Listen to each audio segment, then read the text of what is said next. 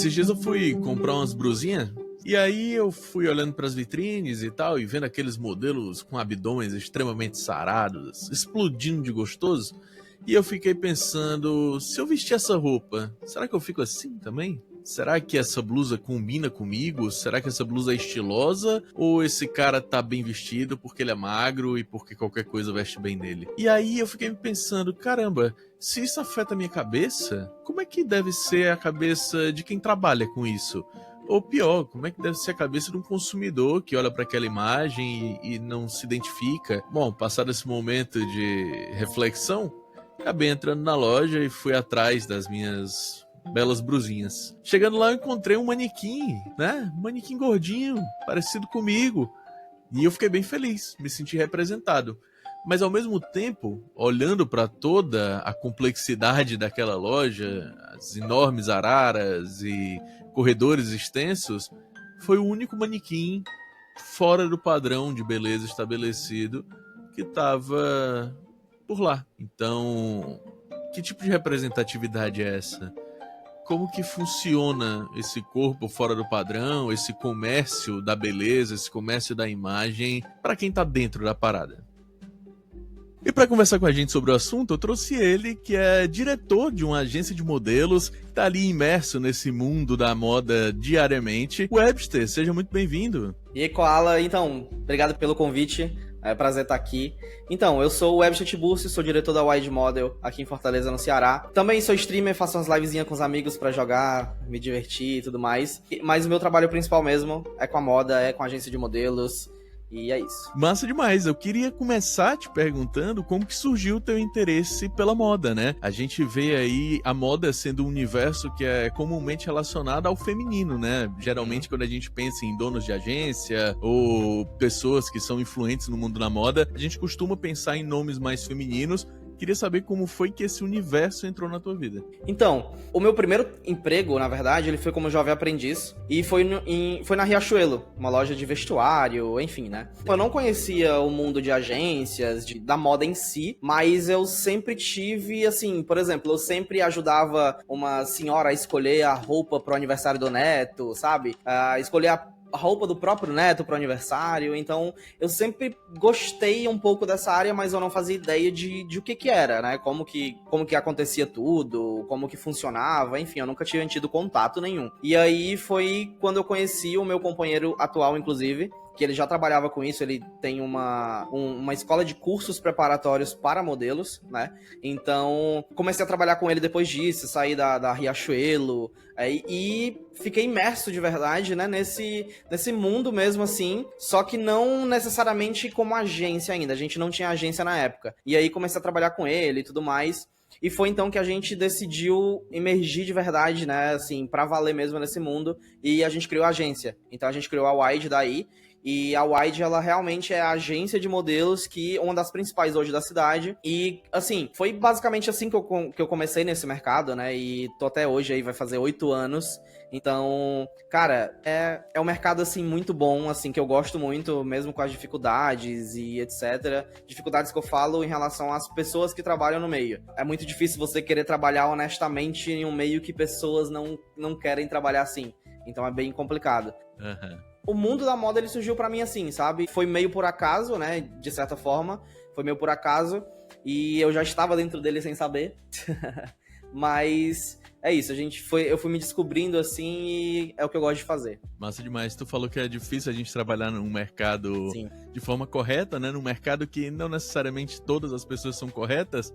Eu vejo muito isso na publicidade também, né? No mercado publicitário, a gente vê muita agência que usa ali artifícios que não são dos mais honestos, que não são dos mais éticos no meio, né? Mas a gente vai ali tentando fazer a diferença, né? Tentando ali mudar um comportamento, tentando mudar uma... O sempre foi assim, né? O sempre foi assim é o que mata. Eu queria entender de ti o seguinte, já começar chutando a porta. Por que você acha que hoje o corpo magro, ele ainda é o padrão estético que a moda busca? Então, em relação a isso, antigamente foi bem pior, hoje já tá mais tranquilo. Mas, por exemplo, esse assunto em si, ele vai muito, muito atrás na história da humanidade mesmo, sabe? Por exemplo, lá no antes do século XX, antes do início do século XX, por exemplo, o corpo que as pessoas tinham como ideal, digamos assim, ele era um corpo mais cheinho. Só pra você ter ideia, como era diferente as coisas, né? Ele era um corpo mais cheinho porque mostrava uma boa vida, que você se alimentava bem. Então, tipo assim, antigamente, antes do século XX e tudo mais, as pessoas, elas queriam ser mais gordinhas, ser mais cheinhas, porque isso mostrava meio que riqueza, sabe? Então, depois que o século XX veio, que veio mais a moda mais atual, que, enfim, começou mesmo questão de desfile de moda e etc, em modo geral mesmo, foi que foi se estabelecendo esse padrão, né? Então, desde quando, sei lá, vieram as primeiras modelos super magras, elas entraram no mercado e foi um boom, assim, de as pessoas quererem chegar àquele padrão, sabe? Virou meio que uma cobrança machista da época, principalmente sobre as mulheres, né? Então, por exemplo, a gente sabe que tudo no mundo tem um grupo por trás que dita as coisas, né? Então, na época, não, a gente quer as mulheres desse jeito porque o corpo é mais bonito e tudo mais, então vamos fazer a moda desse jeito, sabe? Então foi meio que levaram esse padrão mesmo ao mundo mesmo, né? Levaram esse padrão magro ao mundo e foi então que virou meta da maioria da população. Ter um corpo magro, ter um corpo malhado. Então, tipo, essa parte do corpo magro em si, ele veio daí. E aí, cara, até hoje ele persiste bastante. Já mudou muito, né? Já mudou muito, assim. Hoje a gente tem muitas modelos plus size em passarelas, em campanhas grandes. Só que ainda assim, até para as modelos plus size tem um padrão. Tem um padrão de medidas e...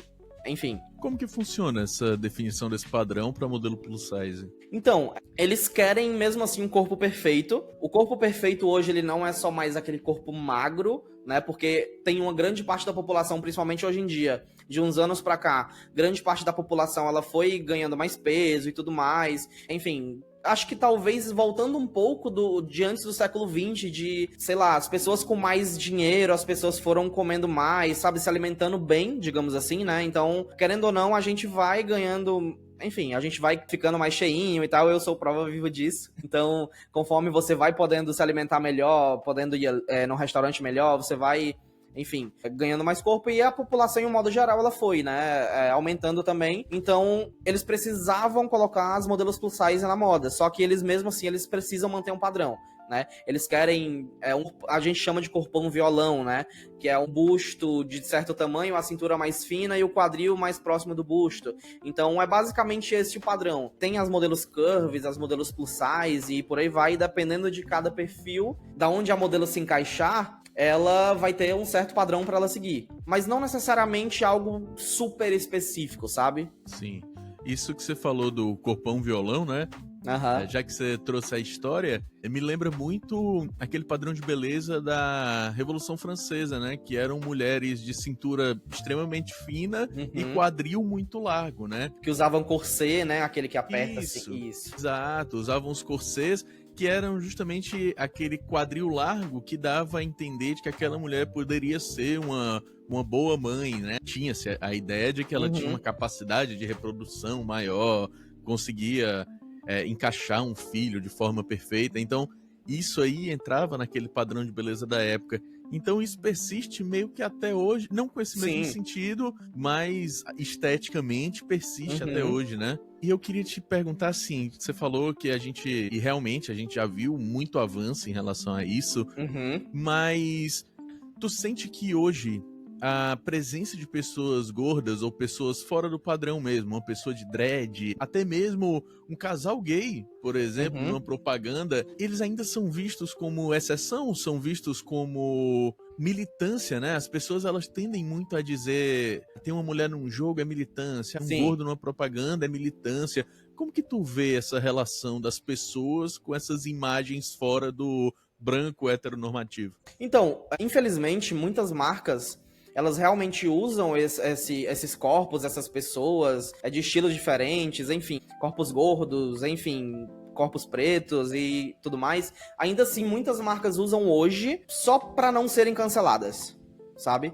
Isso acontece muito, não é pouco, sabe? Muita marca mesmo vem daquela... dessa cultura mesmo de gordofobia, enfim, racismo, em um modo geral mesmo, e usam porque o marketing vai falar, não, a gente precisa colocar uma modelo preta na campanha, a gente precisa colocar uma modelo gorda na campanha. Então, infelizmente, isso acontece muito. E, cara, a gente que tá dentro desse mercado, a gente percebe quando isso acontece, sabe? Basta você entrar no perfil de uma marca e você vai ver lá muitas mulheres louras dos olhos azuis e uma mulher negra ali, sabe, perdida no meio, depois mais muitas meninas loiras, então dá pra se perceber, sabe? Dá pra se perceber. E enfim, você pesquisando na internet, você consegue pegar, assim, histórias de pessoas falando sobre, sabe? Então, sobre essas pessoas estarem na moda hoje, eu acho sim importante, porque, enfim, as pessoas precisam de conexão, elas precisam se conectar com as campanhas. Então, conforme, por exemplo, a população ela vai tendo mais pessoas gordas, precisa ter mais pessoas gordas também nas campanhas, porque tem pessoas que se identificam com elas. Então, por exemplo, se eu sou uma pessoa gorda, eu vou olhar ali o outdoor de uma pessoa magra, eu não vou me identificar, sabe? Então, tipo, não, pra mim usar aquela roupa, eu vou ter que emagrecer primeiro, sabe? Então, hoje em dia tem muito isso de identificação. Em um modo geral, identificação é super importante. Então, as marcas precisam mesmo entender o que é o público, o que é que elas querem entrar e trabalhar com o que eles têm que trabalhar. Você falou sobre identificação e é engraçado porque eu nunca me peguei muito nesse lugar de, eu preciso me ver em um lugar. Porque inconscientemente eu já me via em muitos locais, Sim. né? Homem branco tá em todo canto, assim. Sim. É o que tá na televisão, é o que tá no outdoor, é o que tá na revista, é o que faz sucesso na música. Então, eu me via em todos os lugares, então... inconscientemente, eu não tinha essa ausência, né, de representatividade, porque no fim das contas eu já estava sendo representado. De uns anos pra cá, eu fui engordando, ganhei muitos quilos, assim, durante a minha infância e a minha adolescência eu era um cara magro, atlético e tal, mas agora na minha fase adulta eu sou um homem gordo. Foi muito interessante que mês passado eu fui comprar roupa, e eu cheguei você falou da Riachuelo, eu cheguei na Riachuelo e tinha um manequim gordo, né? E eu fiquei olha aqui, esse aqui é o meu manequim. Exatamente. E aí fiquei até brincando, tava com minha esposa lá, fiquei brincando com o manequim, pegando no manequim, tipo, aí, ó, agora sim, pô, agora eu sei qual é a bermuda que vai caber em mim, eu consigo ver onde é que tá a minha seção. Porém, era um manequim dentro da loja, entende? Então a gente tá aí dando esses passos, mas dando passos que são ainda embrionários, né, no mercado. E eu fico me perguntando se esse processo ele não é atrasado pela própria população, pelas próprias pessoas, né? Porque acredito que existe ainda uma resistência de ver corpos fora do padrão, de ver pessoas fora ali daquele conceito estético que tanto foi trabalhado. Muitas vezes a gente se pega olhando para pessoas, até para pessoas que estão andando na rua e você fica, nossa, por que aquela pessoa tá usando aquela roupa? Será que ela não percebe que aquela roupa não é para ela? Eu ouço muito esses comentários no shopping, praia. Cara, fui pra praia recentemente com a minha esposa e aí na mesa do lado tinha um idoso fazendo um comentário horroroso sobre uma pessoa mais gorda que tava de biquíni. Tipo, nossa, que coragem usar um biquíni desse na praia. Cara, coragem por quê, entendeu? O que tem de errado? Onde é que tá o grande problema?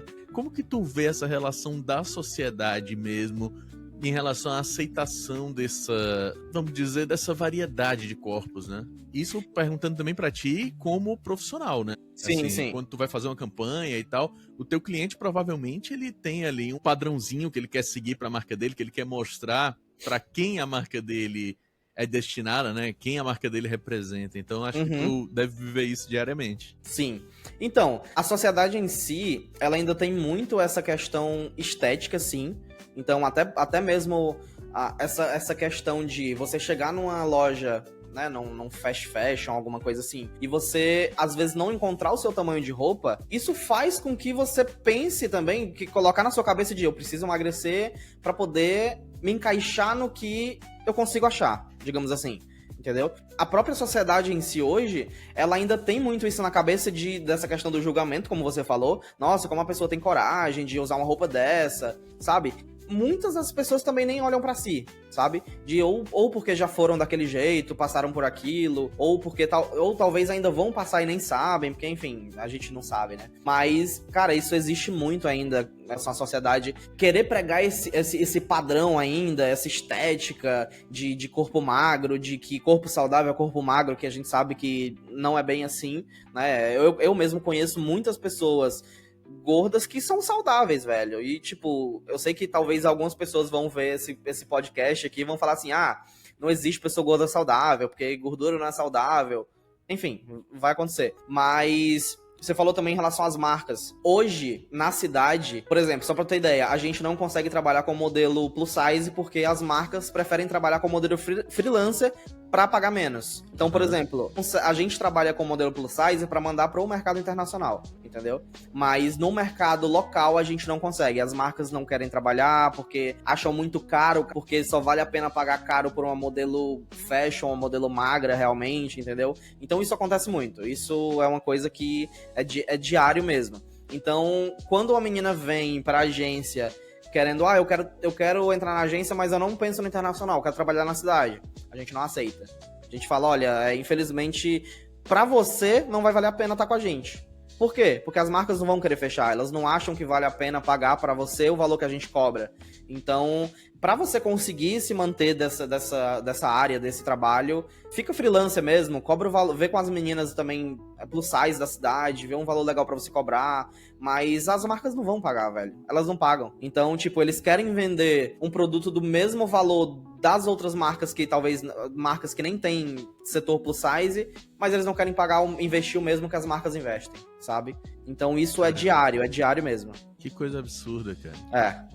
Imaginar que isso é o padrão, né? Isso não é exceção. Velho. Que coisa absurda.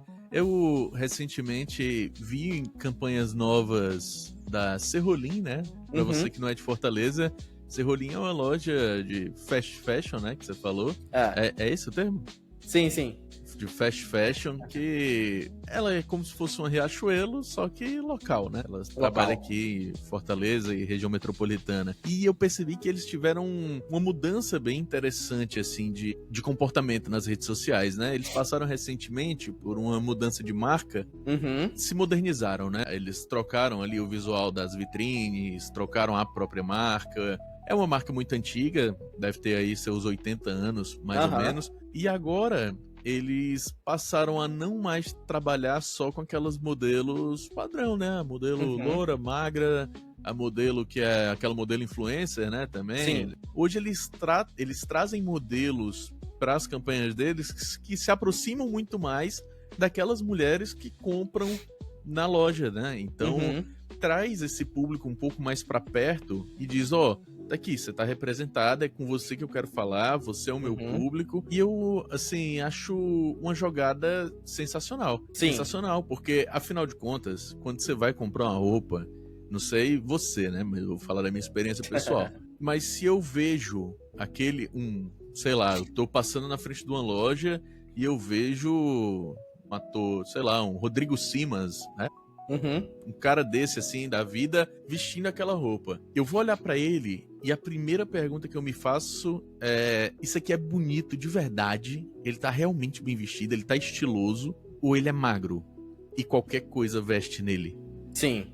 Né? Eu paro e penso, cara, se fosse eu com o meu corpo, usando esse tamanho de short, usando essa regata branca, será que eu ia ficar tão bem quanto o Rodrigo Simas fica? Pô, não sei, eu preciso provar. Aí eu pego aquela regata, eu olho pro espelho, eu olho pra toda a comunicação que tá à minha volta e eu digo, cara, eu não vou nem provar. Desculpa, eu perco a vontade entre o corredor... não foi feito pra mim, né?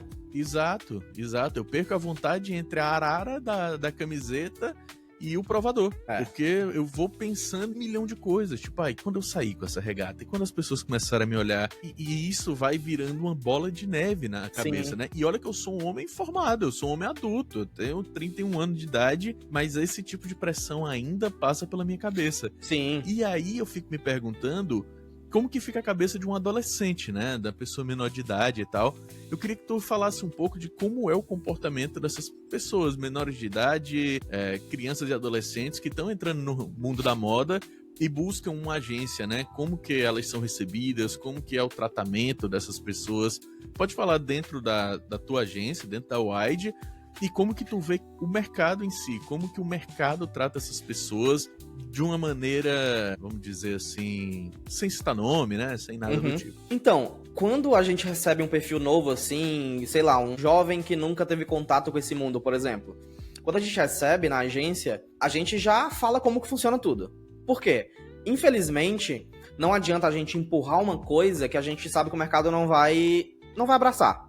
Infelizmente, o nosso trabalho ele depende do que o mercado precisa, do que o mercado quer, o que o mercado busca. Quando a gente recebe um jovem que nunca que nunca teve contato com isso, a gente já sabe que a mentalidade é mais puxada para outro lado, que, por exemplo, provavelmente se importa muito com a opinião dos outros. Por exemplo, a gente teve um menino que entrou uma vez, vou usar aqui de exemplo rapidinho, que ele não continuou, ele não teve nem um mês na agência, porque os amigos dele começaram a falar assim, tu é modelo, agora tu é gay e tal, sabe? Só porque ele buscou ser modelo, por exemplo.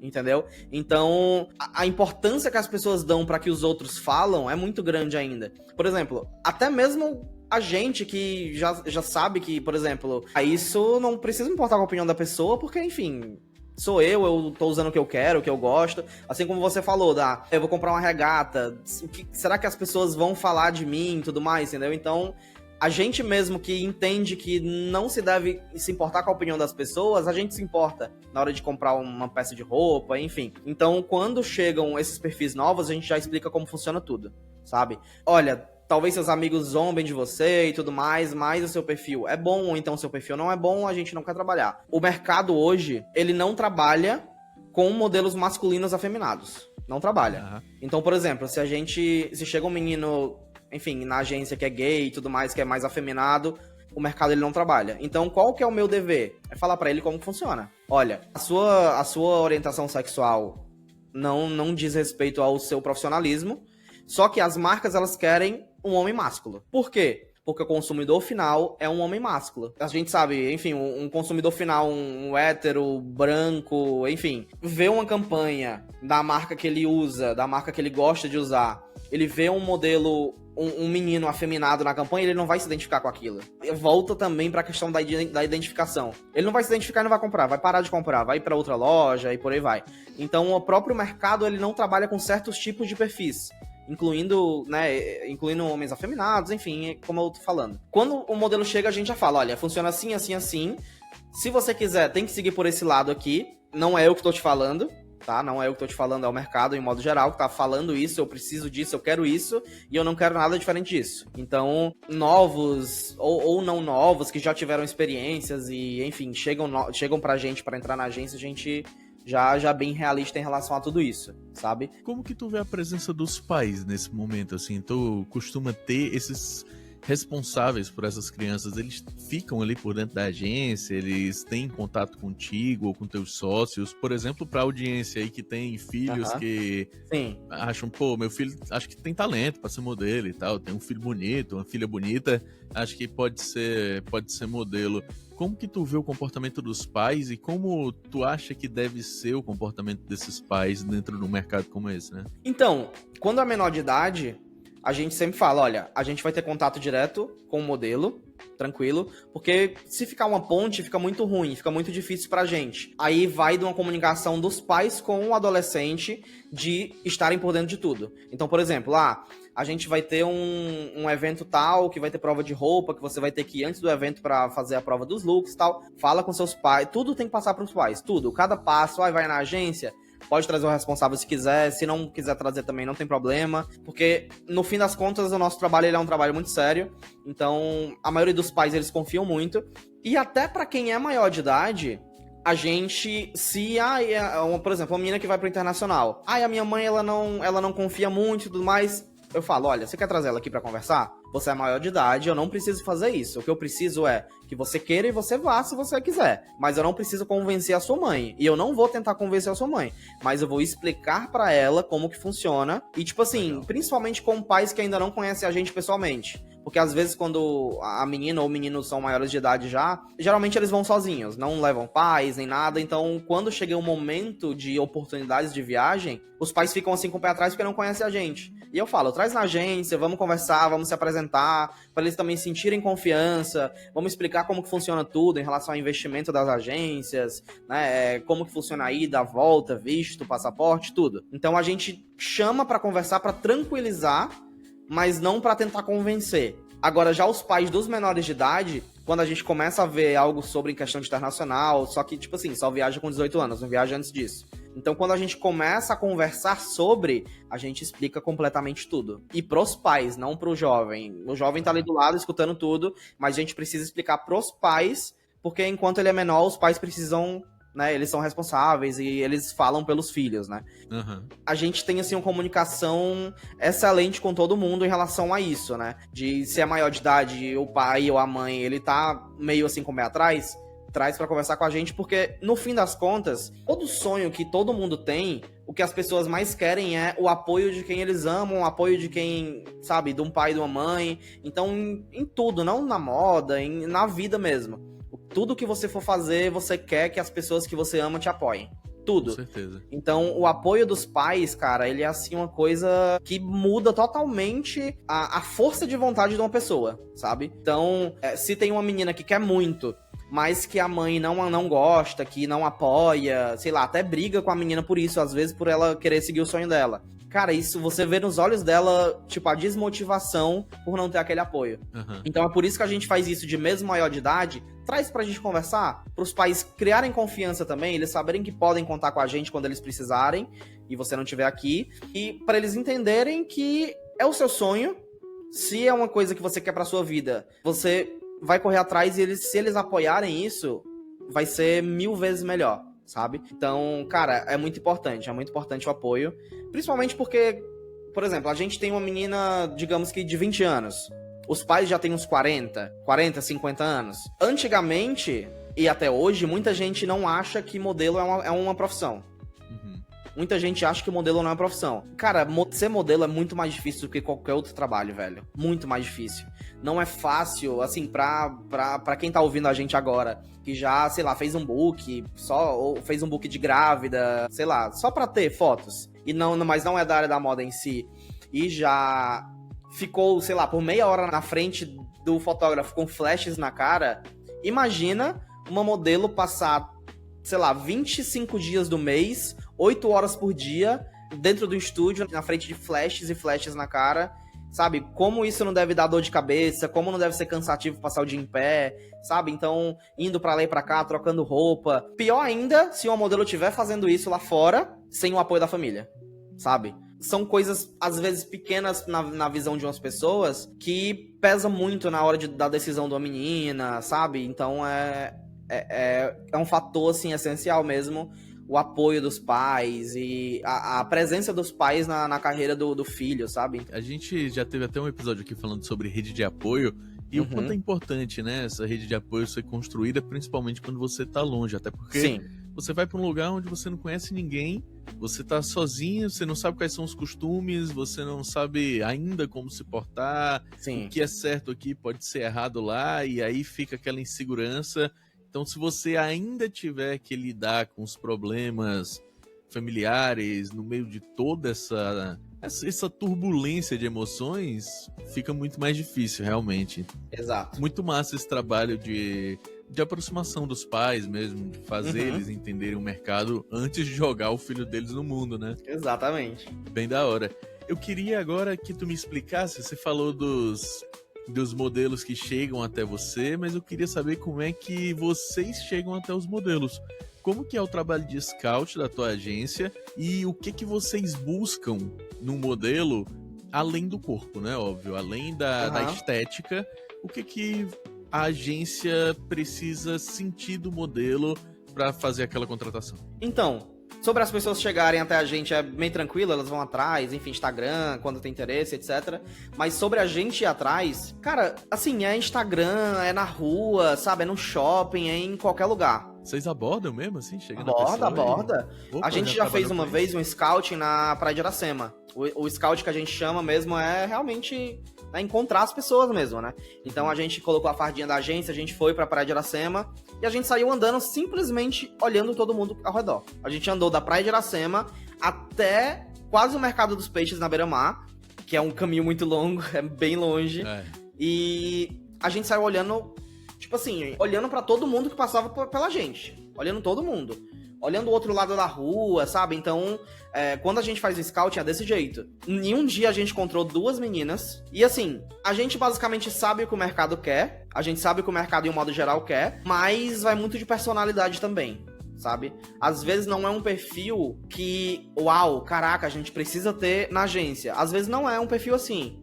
Eu falo de estética. Mas só de você ver o jeito daquela pessoa de conversar com os amigos ali, digo assim, por exemplo, tá andando na Praia de Iracema fazendo scouting, fica ali 2 minutos olhando uma menina conversando com a amiga e você vê que ela tem uma personalidade forte, diferenciada, maior do que, sei lá, 90% das pessoas que estão ao redor. Às vezes isso chama total atenção. Hoje, a moda em si, ela vem muito de personalidade também, né? Então, às vezes a marca, ela não tem um modelo maravilhosa, linda, sabe, deusa, que a gente fala assim, tem uma deusa ali, mas a personalidade dela não combina com a da marca, sabe?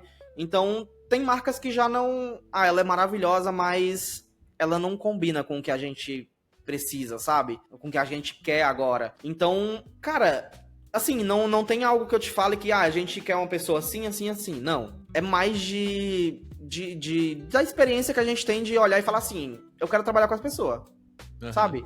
Eu senti que eu quero aquela pessoa no casting, que eu quero desenvolver ela e pronto. E aí, conforme o tempo vai passando, é que você vai percebendo o que foi que chamou a atenção, sua personalidade, se foi o jeito, sei lá, às vezes o olhar da pessoa é o olhar que a gente sempre pede pra vários e vários modelos e eles não conseguem fazer, sabe?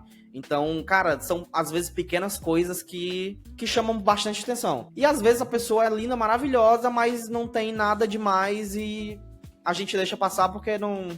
Sabe? Não dá nem aquela vontade de, vamos desenvolver pra ver o que é que dá. Entendi. Sabe? Já falando um pouco mais sobre... Voltando a falar, na verdade, um pouco mais sobre a moda em si. Tu acha que o olhar sobre a moda e sobre a beleza é algo que pode ser trabalhado, aprendido? Ou é algo que, depois de adulto, esqueça, as pessoas já mantêm ali os seus conceitos e preconceitos e é isso, não muda mais? Como que tu vê aí esse olhar sobre beleza e moda? Então, eu assim, um pensamento pessoal meu, a moda em uma forma geral, tipo de estilismo e etc, eu não entendo muito. Quase nada, na verdade. Se for colocar assim em porcentagem, eu não entendo nada. Cara, na minha concepção, a moda quem faz é você, sabe? Então, a moda é personalidade. Então, se você tem personalidade, você externa essa personalidade de diversas formas, né? Ou talvez só num brinco que você tá usando, ou em um conjunto de look mesmo que você monta ali. Então, eu penso muito dessa forma. De tipo, se a pessoa, a personalidade dela é aquilo, e ela tá querendo trazer isso, externar isso, e é dessa forma que ela conseguiu, cara, eu não julgo, por exemplo, nossa, como é que a pessoa tem coragem de usar aquilo? Não, eu sou mais tranquilo, sabe? Então, a pessoa gosta, então tudo bem, é a moda dela, sabe? Então, eu respeito super e eu tenho isso de convicção, né? Então, cada pessoa faz a sua moda, a sua personalidade é que é a sua moda, né? Modo geral. Então, é basicamente assim que eu penso, porém, já puxando pro mercado nem tanto, né? O mercado, ele tem, novamente falando, um padrão mesmo, e sigam esse padrão e acabou. Fugindo do padrão, a gente acha ridículo, é tipo isso. Isso falando sobre moda, mas e sobre o conceito de beleza, levando isso um pouquinho mais profundamente, né? Tu acha, claro, a beleza, ela é posta como relativa. Qualquer teoria que você vai olhar, a beleza ela é relativa, né? O que é bonito pra mim pode não ser pra você, e o que é bonito aqui no Brasil pode não ser bonito lá na, sei lá, na Arábia Saudita. Os padrões, as vivências, a cultura do lugar influenciam diretamente no que é beleza, né? Tu acha que hoje a gente conseguiria prospectar um futuro onde esse conceito de beleza estereotipada, ele vai ser transformado finalmente? A gente consegue almejar um futuro onde esse padrão ele vai finalmente se desconstruir, ou isso é utopia, os padrões eles vão continuar e a gente vai ter uma melhora, mas é isso aí? Então, eu acho que nunca vai mudar. Ele pode abrir mais o leque, mas eu acho que padrões sempre vão existir, principalmente no mundo da moda. Porque, tipo assim, a moda ela tá em tudo. A moda ela tá no vestir, ela tá no jeito de se portar, no jeito de falar. Então, ela tá em totalmente tudo. Então, eu acredito que sempre vai existir padrões pra qualquer coisa. Até porque tem coisas de antigamente que elas sempre voltam, sabe? Elas são atemporais, então... eu acho que sempre vão existir padrões. Eu acho que nunca vai ser algo de tipo, vamos abrir tudo, vamos deixar as pessoas serem o que elas quiserem ser. Eu acho que isso, a própria moda em si, ela nunca vai autorizar, digamos assim. Uhum. Porque, assim como a gente falou no começo aqui da nossa conversa, sempre tem um grupo por trás que ele dita isso e aquilo. Então, sempre essas pessoas vão ter uma coisa que elas gostam, uma coisa que elas não gostam. Sabe? Então, aquele padrão, ele sempre vai ser imposto. Obviamente, os padrões, eles vão sempre mudando. Talvez daqui a um tempo, sei lá, modelos super magras não sejam aceitas. Ou talvez eles parem de novo de trabalhar com modelos gordas. Pode acontecer, tudo isso pode acontecer. Depende muito de quem vai estar à frente, de quem vai ter voz, de quem as pessoas vão ouvir, sabe? Então, eu acho que, cara, eu acho que é uma utopia mesmo que vai... Acho que a galera não vai muito abrir muito o leque aí de liberdade, assim, sabe? Eu acho que nunca vai acontecer. Bom, e falando assim sobre moda de uma maneira geral, trazendo aqui um papo para um papo de, vamos dizer, de classes. Uhum. A moda ela é retratada nos filmes e nas séries como algo de elite, né? Algo de pessoas Sim. ricas, de ricos para ricos, né? A gente pensa numa Prada, numa Gucci, numa Louis Vuitton, são marcas aí que elas são inacessíveis para uma grande parte da sociedade. Mas hoje a gente vê a moda sendo, principalmente hoje, principalmente nos tempos de hoje, a gente vê que a periferia ela tem um estilo próprio, né? Elas vêm desenvolvendo uma moda que é acessível a ela, né? Por exemplo, a cultura do passinho, ela traz ali aquele estilo de roupa, ela traz uma forma de se vestir, uma forma de se portar que é própria. A gente teve aí o caso das listrinhas do cabelo, né? Aquele corte que ficou famoso na periferia, mas que estourou a bolha. E a gente via todo mundo usando aquelas listrinhas, né? Virou sinal de estilo tanto para quem mora na periferia como para quem mora fora. Enfim, eu queria que tu me dissesse como que tá hoje essa segregação de status da moda, né? Hoje ainda existe essa coisa de moda de rico, moda de pobre, isso aqui é coisa de rico, isso aqui é coisa de pobre, ou não? Ou hoje é muito mais mesclada, assim, a cultura da moda? Existe, cara. Por exemplo, hoje, na alta cúpula da moda, eles identificam muito você, até mesmo questão de ou quem você é, ou o que você faz pelo que você veste. Acontece muito isso. De você usar uma roupa, sei lá, de uma grife super cara... Porém, quem é ali daquele meio, ele vai saber, tipo assim, se você já é uma pessoa que vem de um status alto financeiramente, de longa data, ou se você entrou agora nesse mundo. Só pela sua vestimenta. Por exemplo, uma pessoa emergente, né? Tipo, uma pessoa que veste essa marca, que é super cara também, ela não é rica há muito tempo, sabe? Então, cara, são percepções, assim, mínimas, que só sabe quem já tá lá há muito tempo, sabe? Ou quem trabalha com isso. Então, se eles identificarem isso de tipo, a gente vê muitos MCs, por exemplo, eles vestindo, sabe, grifes aí caríssimas, de chegar num shopping, entrar na loja mais cara, comprar a peça mais cara e sair da loja, sabe? Quilos e quilos de ouro, né? Cara. Então, tipo, quem é desse topo da moda e tudo mais, eles sabem a história de cada peça e eles sabem quem é quem. E se você tá usando tal coisa, eles sabem quem você é. Só por aquilo que você tá usando, sabe? Então, existe sim ainda a moda do rico, a moda do classe média, do pobre, sabe? Então, existe ainda essa divisão, em um modo geral, ela existe total, velho. Existe total. Então... Pela forma que você se veste, vão te julgar. Sempre. Sempre. Se tiver uma pessoa que já veio daquele meio ali, do berço de ouro, né? Do meio das pessoas da moda, e ela vê você com uma roupa mais baixa financeira, ela já é capaz de ela nem olhar pra sua cara, sabe? Uhum. por vestimenta, por classe social mesmo, de eu não vou me misturar com aquela pessoa porque ela não faz parte da minha classe. Ponto.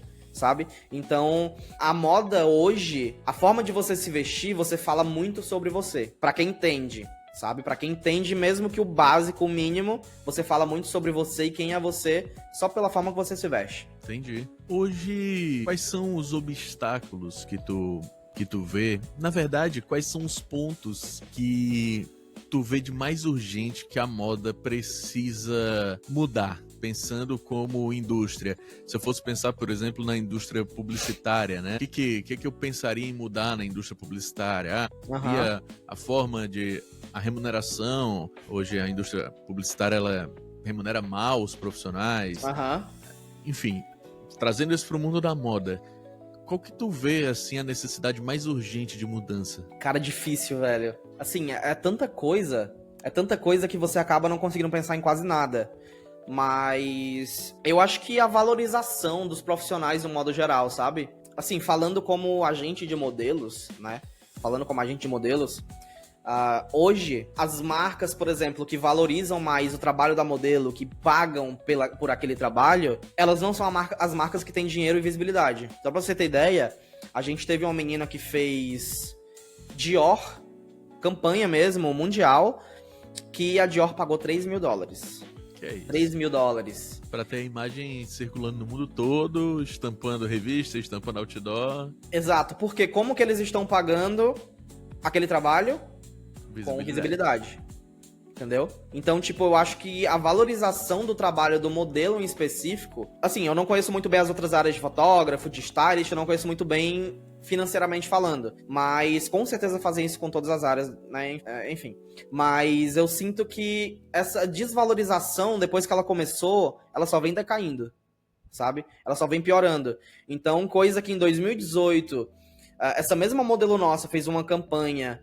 por 500 mil euros, ela fez uma campanha pra Dolce & Gabbana, que foi um perfume, que foi 500 mil euros o cachê total. Obviamente tem os descontos e tal, não ficou tudo dela, né? Mas, assim, pra hoje uma Dolce & Gabbana pagar também o mesmo valor, ou às vezes nem pagar um cachê, pela visibilidade. Então, essa desvalorização, ela atingiu o mercado, assim, mundial de uma forma, sabe? Na cidade mesmo.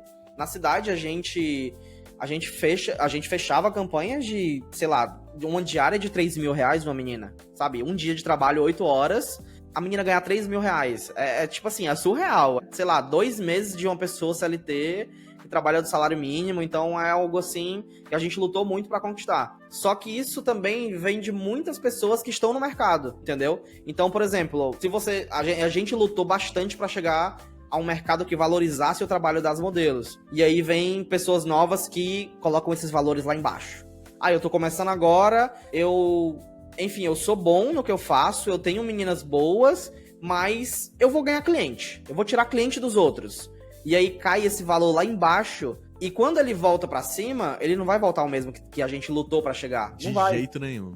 Entendeu? Então, essa desvalorização que ela vem só decaindo, ela vem muito dos próprios profissionais que trabalham com essas marcas que podem pagar, entendeu? Então, eu digo desde uma Dolce & Gabbana da vida, de uma Dior, de uma Louis Vuitton, enfim, de todas essas marcas. Então, isso vem de profissionais que, vamos fechar aqui o trabalho em troca da visibilidade que a minha modelo tá precisando, sabe? A minha modelo tá precisando da sua visibilidade, vamos fechar? Não contrata modelo de agência tal por $300 mil, contrata a minha de graça. Então, com certeza surgiu daí, velho. Total. E é interessante como a moda e a publicidade, elas se cruzam em diversos pontos, Sim. Né? Principalmente porque uma depende da outra. Eu ia falar isso agora.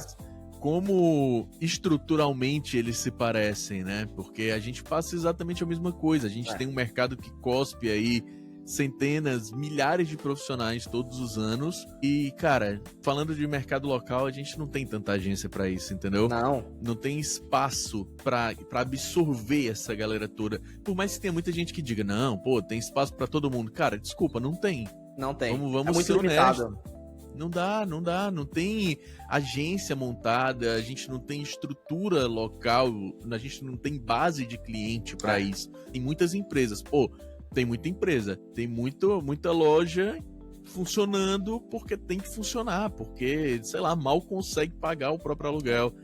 Porque os grandes clientes, eles já estão nessas agências mais renomadas, eles já estão nos grandes e eles não vão sair dali tão cedo, entendeu? Exatamente. Eu conheço agência que tem cliente, o mesmo cliente há 50 anos. Então é coisa de estourar a cabeça. E aí, essa galera nova chega e diz, pô, eu vou trabalhar, vou passar 8 horas do meu dia ali e eu vou ganhar R$2.000 no fim do mês. E porque senão eu não consigo trabalhar, né?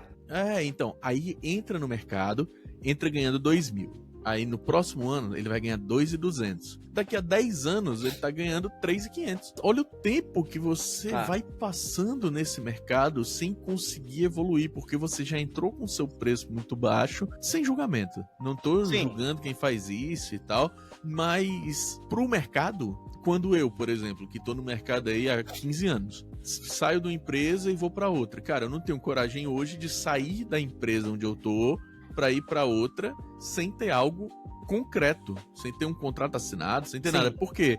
Porque se eu for prospectar, aí vai ter empresa querendo me pagar R$3.000, R$4.000. Ah, tu tem esses cursos, tu tem essas certificações, tu tem essa experiência, beleza, tu é qualificado, R$4.000. Cara, desculpa, não faz sentido operar no mercado dessa forma. E a moda é isso também, né? Sim. Assim, eu acho que vem muito, às vezes, da própria pessoa não acreditar onde ela pode chegar. Total. Sabe? Porque, por exemplo, às vezes a pessoa ela não tem currículo. Ela nunca trabalhou em nenhum lugar. Só que ela é 1000 vezes melhor do que uma pessoa que trabalha há muito tempo. Então, o fato de ela achar que ela não é profissional o suficiente para cobrar certo valor válido, ela acaba cobrando mais baixo porque ela acredita que ela não vai conseguir nada. Só que isso acaba afetando um ecossistema gigantesco, sabe? Então isso acaba afetando vocês que são super profissionais, que já trabalham há muitos anos, que recebem bem, recebem o que vale o trabalho de vocês, enquanto chega uma pessoa que às vezes sem saber ou sem querer, ela vai derrubando tudo isso que foi construído durante muitos anos, sabe? Então isso acontece muito, velho. Muito, muito, muito. E às vezes acontece até de uma modelo, ou no caso uma publicitária, vir de uma outra agência, vir de um outro lugar, que propositalmente derrubava o trabalho dela, derrubava o valor do trabalho dela, e aquela pessoa tem aquela autoestima abalada, a falta de noção do próprio potencial, por conta de um golpista, né, de um salafrário, assim, que chega e diz, não, acho que você não é tão bom, o seu trabalho é mediano, toma aqui R$1.000, toma aqui R$1.200, toma aqui R$800, você não vale mais do que isso. Mais do que... Foi o que eu consegui do cliente, enquanto isso o cara tá embolsando 6, 7, 8, 10 mil reais em cima do trabalho daquela pessoa. Assim, eu vou falar porque não existe mais, mas não vou citar nomes, óbvio. Mas tinham agências que trabalhavam na cidade que eles faziam esses trabalhos e, tipo, eles pagavam R$150 a diária total de um modelo. E, tipo, R$150, eu, sinceramente, hoje não conheço alguém que cobre um valor assim. Porque isso é absurdo no meio que a gente trabalha. Geralmente o que pagam esse valor é, sei lá, um comercial de televisão para um figurante. Porém, quando eu fecho comercial de televisão, cara, eu já fechei, tipo, já me ofereceram, como é de agência, vamos oferecer R$500. Eu fechei a 1.600, sabe? Então, são pontos e pontos que a gente pode ir ou não, que muda completamente valor, tudo, sabe? Então, já tiveram, como você falou, modelos que vêm de outras agências ou publicitárias, enfim. Já tiveram modelos que vieram que, quando a gente fechou um trabalho realmente com valor justo, a pessoa ficou, como assim? Que valor é esse, sabe? E já tiveram clientes que... Tinha uma booking antiga da agência que ela falou assim, eu não tô entendendo esse cliente. Ele tá fazendo uma pergunta que eu não tô entendendo. Aí eu, me fala o que foi. Aí ela falou assim, não, ele mandou assim, o que é que eu coloco, qual o valor que eu coloco na nota fiscal do trabalho? Aí eu, entendi. Aí eu falei pra ela, olha, você fala pra ele o seguinte, olha, você pode colocar o valor que a gente fechou o trabalho. Por quê? Porque a modelo sabe o valor que a gente fechou, ela sabe quanto que a gente vai receber da nossa parte, ela sabe quanto que vai ser de imposto e ela sabe o valor dela final. Antes dela fazer o trabalho, ela já sabe tudo isso. Então você pode colocar o valor normal na nota, que na época tinha sido de R$1.900. Você pode colocar o valor normal na nota, porque mesmo que a gente precise mandar pra ela alguma coisa desse tipo, ela já sabe o valor que a gente fechou o trabalho. Aí ele foi e falou assim, olha, eu já tenho 25 anos de mercado de trabalho. E eu conto nos dedos de uma mão as pessoas que me fizeram colocar o valor real na nota fiscal. Porque eu já trabalhei com várias agências que eu fechei o trabalho por 5 mil reais e a agência falava assim, coloca 2, sabe? Que 3 mil a modelo nem sabia e os outros 2 mil era onde já tirava a porcentagem da agência e ficava o valor final da modelo, sabe? Aí quando ela me falou isso, eu falei assim, caraca, velho, como é que pode?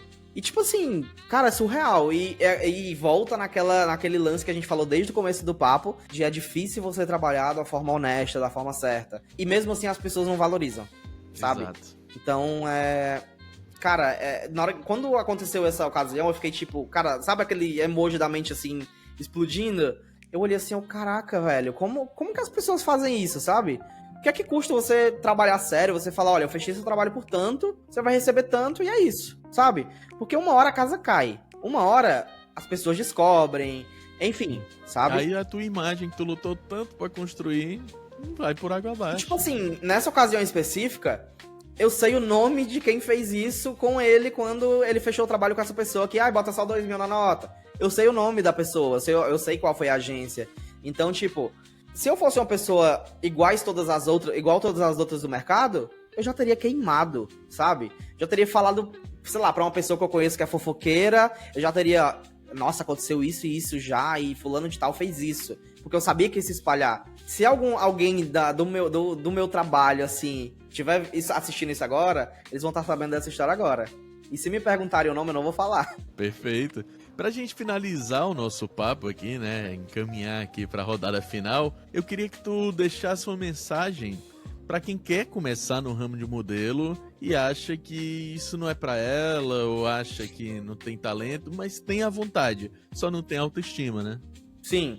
Então, o que eu queria falar mesmo é, tipo assim, não só da área de modelo em si, mas em um modo geral da vida, siga o seu sonho. Se você tem um sonho de ser modelo, vá atrás de profissionais que entendem da área, profissionais sérios, porque assim, infelizmente de agências, a gente tem muitas agências que vêm aqui, pagam um agenciamento, faz um book, você vai ser a nova Gisele Bündchen e só rouba a pessoa, enfim, não dá um resultado nenhum. Então procure, se você tem um sonho de ser modelo, né, óbvio, procure um profissional sério pra saber se você tem perfil pra isso. O profissional sério, ele vai te falar se você tem ou não, mas independente da resposta dele, você não tem perfil, é a opinião dele. Não busque só um, busque 2, 3, 4. Aí, dependendo da resposta de todos, aí você chega a uma conclusão de seguir ou não. Mas, assim, nunca desista dos seus sonhos, nada é impossível. Assim como ser modelo também não é impossível. Mesmo que todas as agências te falem não é impossível também. Porque, assim, eu como agente, tem meninas que eu acho lindas e maravilhosas, que clientes gostam, que não trabalham por agência, sabe? Então, isso acontece muito, sabe? Às vezes, não necessariamente você precisa estar numa agência ou alguém te agenciando, assim, porque tem agentes que não são de agências, né? São agências particulares. Então, se você receber não de todas as pessoas, entre sozinho no mercado, como freelancer, entenda que você tem um valor, entenda que você tem um valor justo a ser cobrado, conforme a sua experiência, sei lá, enfim. Sua experiência pode ser só na frente do espelho em casa. Mas se você souber o que você está fazendo, seu melhor ângulo, fotografar, você tem uma experiência. Você tem um valor justo a ser cobrado por isso. E é isso. Siga o seu sonho, independente da área, mas na área da moda também vá atrás.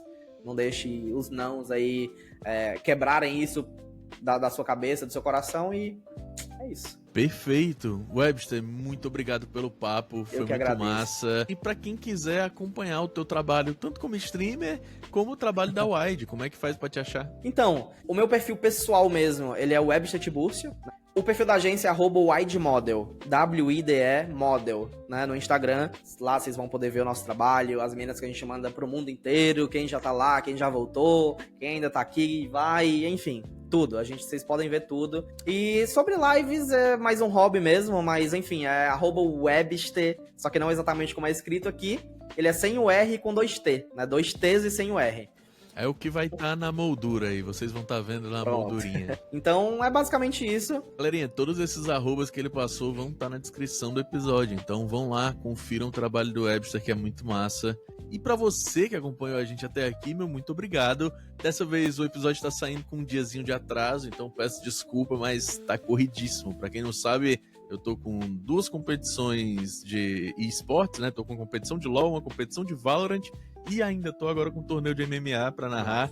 Então a vida tá corrida, mas prometo que esses atrasos não serão frequentes. Então é isso, muito obrigado. Terça-feira que vem teremos novo Devaneios Marsupiais, dessa vez falando sobre um tema polêmico. Não vou dar spoiler, mas saibam que o tema é polêmico. Então é isso, muito obrigado, um beijo e até a próxima.